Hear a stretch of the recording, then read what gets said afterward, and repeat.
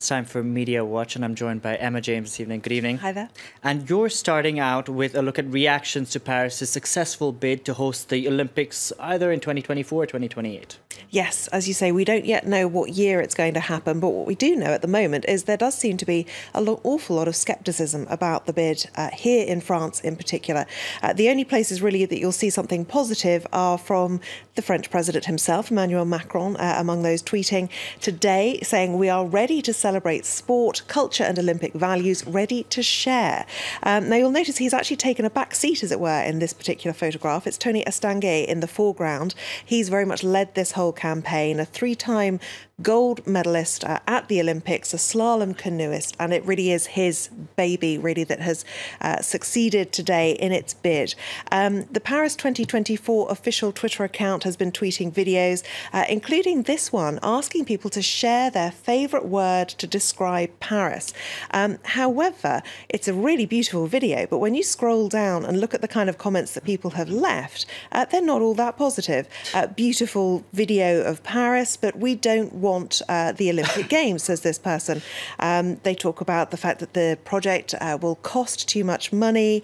This person says it's a stupid idea and hasn't been thought through enough.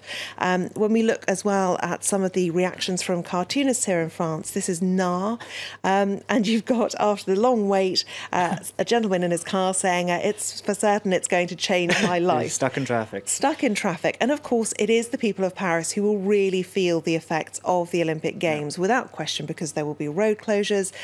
It is always the city that hosts it. The people who are genuinely trying to get about their daily lives, get to their jobs, are the ones who are going to basically suffer. Yes, they get the access to presumably far more than many people, but it does come with it a lot of inconvenience. Lots of people tweeting today things like this. Happy that my taxes, it is certainly very tongue-in-cheek and sarcastic, happy that my taxes will finance a diving pool and a track for the steeplechase. Clearly not somebody who plans to ever make use of either of those things. And this Twitter user saying, quoting someone, or misquoting really, imagining that they've said, we promise you it's not going to cost you a centime. But the image that she's attached is this one from Le Monde, talking about the budgets for the Olympic Games, the estimates versus what they've actually ended up costing. And of course, Beijing, 2.6 billion euros, they said it would cost. 32 billion ended up being the real cost. Los Angeles Times, which of course has a very close interest in this because they will be hosting the other Olympic Games, whichever one it turns out to be. A lot of people seem to think that we here in Paris will get 2024, they will get 2028. But this item is looking at the costs of the next Olympic Games in 2020 in Japan, saying that Japanese officials had wanted their budget to be less than $7 billion. But they say even with significant reductions, the current estimate tops $12 billion. Now, they say that their bid is very much the low-cost bid, $5.3 billion. That's around 4.6 billion euros. Paris's would be more expensive at 6.2. However, according to a feasibility study that was done back in 2015, the costs are relatively low because they are using a lot of buildings that already exist. They're not trying to build too much in terms of infrastructure. Some people say that that could actually be part of the problem. But it really is only the Olympic swimming pool and the athletes' village that they're going to need to construct. I say only, those are both big projects, because the athletes' village will need to cater for 10,000 people. So it is a sizable structure, but it does keep the cost relatively low in terms of the cost of an Olympic Games. Le Figaro here, this headline saying, it is not always a good deal to get the Olympics. The Washington Post has an article written by Sally Jenkins, which is well worth a read. Very interesting take on this one. She basically says that the whole bidding process for the Olympic Games is backwards. She says it's the International Olympics Committee who should be begging capital cities to host the Games, not the other way around, because it does always seem like people are desperately trying to get their way in. Yeah. Absolutely. And obviously there are only a few who are ever successful. But what she says is the burden should shift to the IOC IOC to make fiscal guarantees that putting on an Olympics won't imperil the local economy on the level of Athens or Rio. She accuses the IOC of epic waste and says that cities should demand a larger amount of cash because a lot of the money from the Olympics comes from TV rights fees. $4.1 billion was up for grabs in 2016 from those TV rights. The IOC kept 70% of it. So what she says is this should be more fairly shared out, with the cities actually making financial gain from all the effort that they make. Now, shifting focus now to the United States, where Donald Trump Jr. is causing a storm online. He's posted a 4-page email chain. How have people been reacting to this? This is a story that seems, quite frankly, incredible. And it all began with the New York Times posting an exclusive article online talking about the fact that there was an email that had been sent to Donald Trump Jr.